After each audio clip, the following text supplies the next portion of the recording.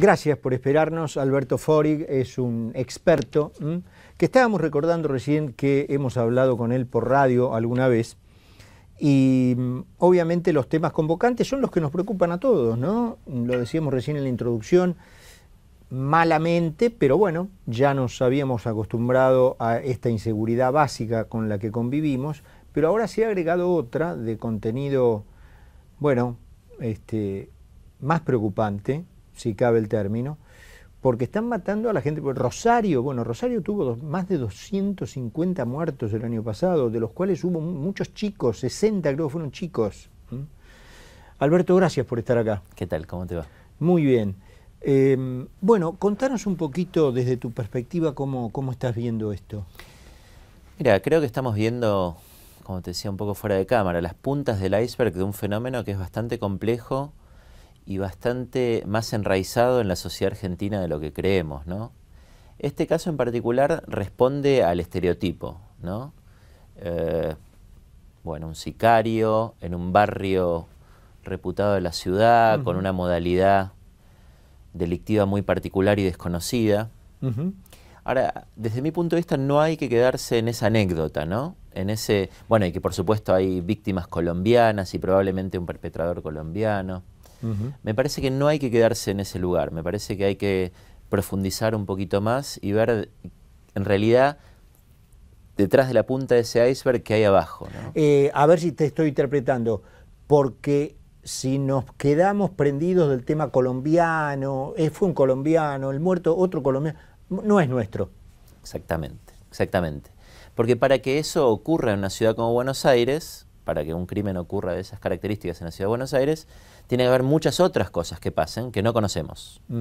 Por ejemplo, tiene que haber organizaciones que se dediquen, organizaciones complejas, que se dediquen al tráfico de estupefacientes al exterior o a la elaboración y distribución de tráfico de estupefacientes en el interior de la Argentina.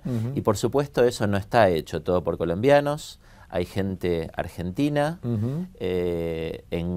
por supuesto son organizaciones complejas, estamos hablando de mucha gente involucrada, desde la última pieza que uno ve en un barrio, el chico lamentablemente haciendo de soldadito o el dealer en un barrio, pero después uno puede escalar en esas organizaciones hacia rangos medios que se ocupan de temas de violencia o hacia otros rangos medios que se ocupan de distribución y logística.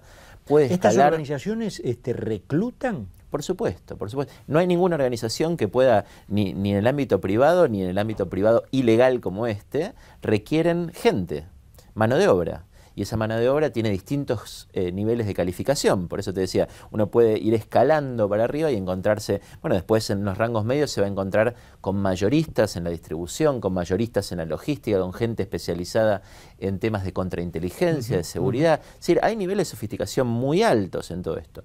Más arriba en la organización uno se va a encontrar con conexiones extranjeras, porque para que estas organizaciones locales funcionen, tienen que tener proveedores internacionales, aprenden, se capacitan en el exterior. Es decir, no estamos hablando acá de una cuestión, por eso intentaba desmistificarlo desde el principio, nimia de un crimen que parece sacado de la telenovela de Escobar, digamos, ¿no? De la serie de Escobar. Me parece que acá hay un fenómeno mucho más complejo que nos atañe a todos y me parece que tenemos que considerar con mucho detenimiento, alejados del prejuicio y viendo que acá hay ramificaciones muy serias que atañen a la sociedad argentina y que no son meramente algo importado del exterior y un arreglo de cuentas, Alberto, entre colombianos, ¿no?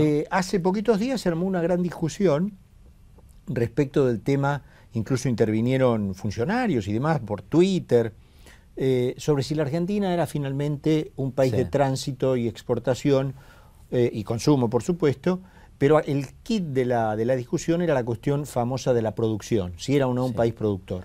Mira, yo creo que eso tiene muy poco para debatirse. Hay un documento oficial de la Cedronar, elaborado por el Poder Ejecutivo, por el actual gobierno, que indica que entre 2000 y 2006 se detectaron más de 80 laboratorios en la Argentina, con lo cual me parece que no es una cuestión debatible, ni interpretable, ni semántica.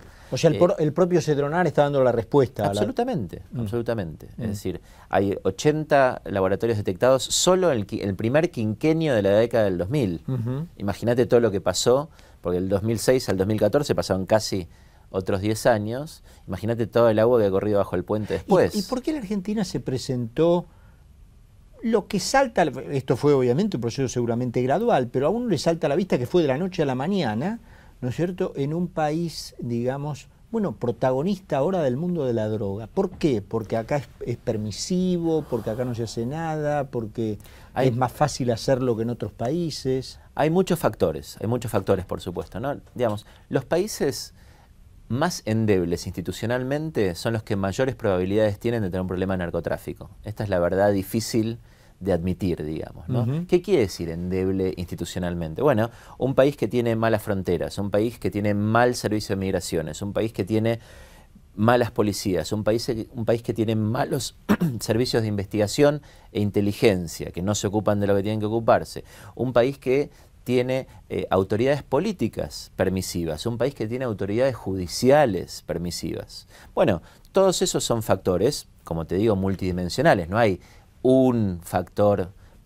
único predisponente, claro. Pero hay un conjunto de factores que vos ves el mapa de América Latina en donde funcionan peor estos factores, mayor presencia del narcotráfico. ¿Y eso es por, digamos, ser ineficientes en el armado de un sistema, valga la redundancia, eficiente, o por algo más, por connivencia, por negocios? Yo creo que hay de las dos. Es decir, creo que Argentina tiene un problema institucional que por supuesto no es achacable a este gobierno en particular, que es de larga data, que tiene muchísimas áreas de su burocracia pública muy deficientes y por lo tanto con dificultades en el accionar. Las policías funcionan mal en la Argentina hace décadas.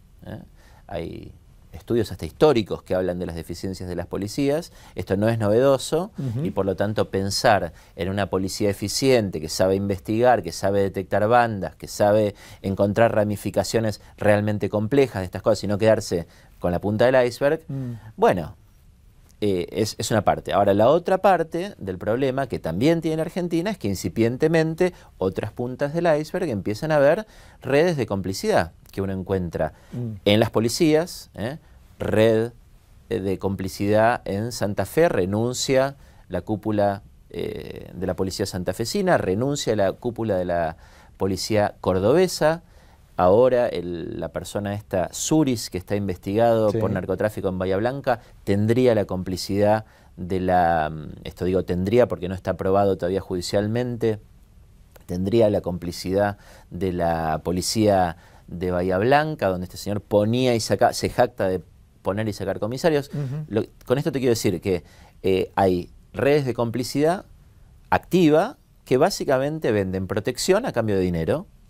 Eso se da dentro del Estado y tiene ramificación dentro de las policías, dentro de algunos actores políticos, y esto es importante decirlo porque, digamos, acá no se trata de, no es mi intención hacer una prédica antipolítica y que todos los políticos, no estoy en absoluto enrolado en esa orientación, digamos, ¿no? Desde mi punto de vista, en aras de que haya un sistema democrático, como decías vos al principio, que funcione seriamente, hay que discutir de manera abierta los problemas que tienen los partidos, aquellos sectores que todos los partidos tienen, que tienen vinculaciones grises con algún sector delictivo, hay que denunciarlo, hay que hablarlo, hay que discutir entre los partidos democráticos y llegar a conclusiones respecto de trazar algunas líneas rojas. Y en ese, digamos, catálogo de connivencias o participaciones, ¿la justicia también entra? Y con eso quería redondearte. Efectivamente, uno mira la justicia y también, es decir, no se trata acá de simplificar diciendo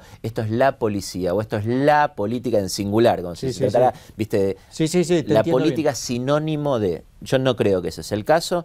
Hay policías bien intencionados, hay políticos muy bien intencionados, hay jueces muy bien intencionados. Ahora también hay policías, hay políticos, hay jueces y hay fiscales que tienen redes de connivencia y complicidad.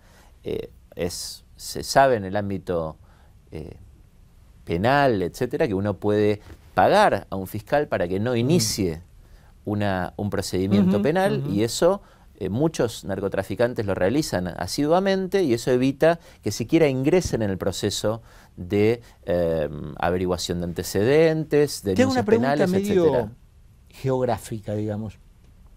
Antes uno tenía como la visión de que toda esta cuestión de la droga, más allá de que obviamente el mayor país de consumo es Estados Unidos, pero todo lo que tenía que ver con el negocio del narcotráfico, la producción, las bandas, era más bien una cuestión del Pacífico, no del Atlántico, y que en cierto modo eso como que nos protegía, digamos. Que ahora esté empezando a venir, digamos, para este lado, es una cuestión que tiene que ver con la geografía, es una cuestión que los países del Pacífico empezaron a hacer las cosas bien en materia de persecución y es como patear un hormiguero, entonces las hormigas se van a otro lado. Varias cosas, hay varios de esos puntos desde mi punto de vista presentes. Por un lado, efectivamente hay un problema vinculado a que la persecución en algunos de los países que han tenido las crisis más graves han generado diseminación, una diáspora criminal, como hay algunos documentos que lo documentan, que lo atestiguan, que lo han investigado. Eso es una parte del problema, ¿no? Es decir, hay gente que se ha movido desde México, que se ha movido desde Colombia hacia otros países. Ahora hay una segunda característica que te diría no es solo geográfica, sino que te diría que es de mercado y está vinculada a la globalización. Hace muy poquito, unos días nomás, se acaba de publicar el Departamento del Tesoro de Estados Unidos, acaba de publicar un documento respecto de la actividad del cartel de Sinaloa. Bueno, el cartel de Sinaloa, una podría decir otra vez, la imagen del narcotraficante, el hotel, las persecuciones, los túneles debajo de las ciudades. Bueno, dato, 288 empresas en 10 países de América Latina y España, con sus redes locales, con sus aliados locales. El cartel de Sinaloa puede ser visto como un narcotraficante peticito y jocoso con acento mexicano, o puede ser visto como una sofisticada red de 288 empresas que operan globalmente y que pueden operar sobre el tráfico de opio en Afganistán, como lo hacen, como sobre el tráfico de heroína en el norte de México, como sobre logística entre Bolivia y México, como sobre lavado de dinero en la Argentina. Entonces, lo que quiero decir es, esto se trata de un fenómeno global, en el cual la Argentina es uno de los puntos, pero muchos otros países también lo son. Por eso vuelvo a mi punto anterior. Cuanto más sólidas son las instituciones de un país, menores son los márgenes de acción que tienen estos grupos. Pero creer que estos grupos no operan globalmente hoy ya no es realista al compás de los tiempos que vivimos. No son Alberto, verdaderas multinacionales ilegales. Sí, digamos, claro, ¿no? ya veo. ¿Hay alguna explicación para el caso de Rosario? Digamos? Sí, desde mi punto de vista sí. Porque uno diría, bueno, Buenos Aires, claro, bueno, claramente tenés un mercado consumidor, es la ciudad más importante, pero Rosario, bueno, sorprende, ¿no es cierto? Y el nivel de violencia. Mira, hay dos cosas que son llamativas de Rosario, que no son tan conocidas públicamente. La primera es que Rosario ya tuvo una ola de crimen organizado en el pasado.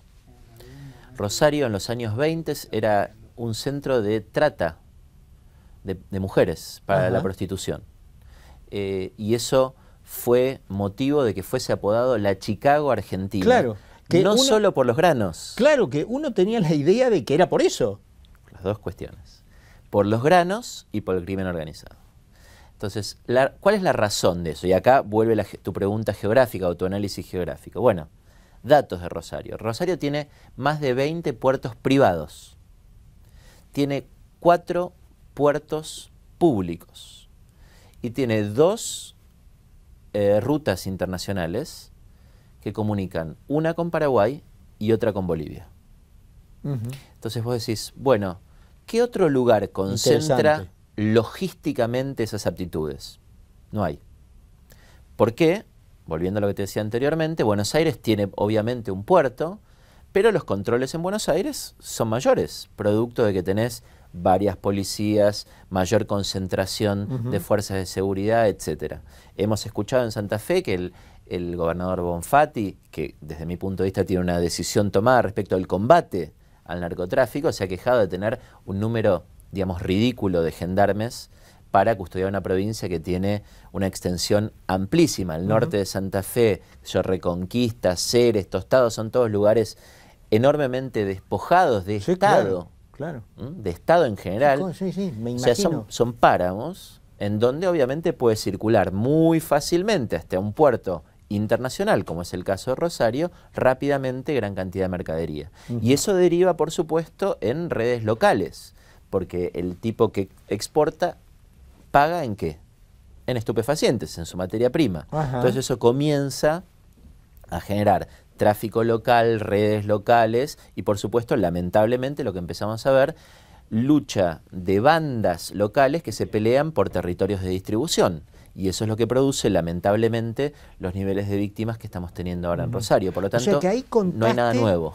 Contaste 20, a ver si yo te seguí bien, 24 puertos. Más de 20 puertos privados. Tiene un aeropuerto internacional. Tiene un aeropuerto internacional. De Fisherton. Efectivamente. Y 2 rutas internacionales. Y 4 puertos públicos. Y 4 puertos públicos.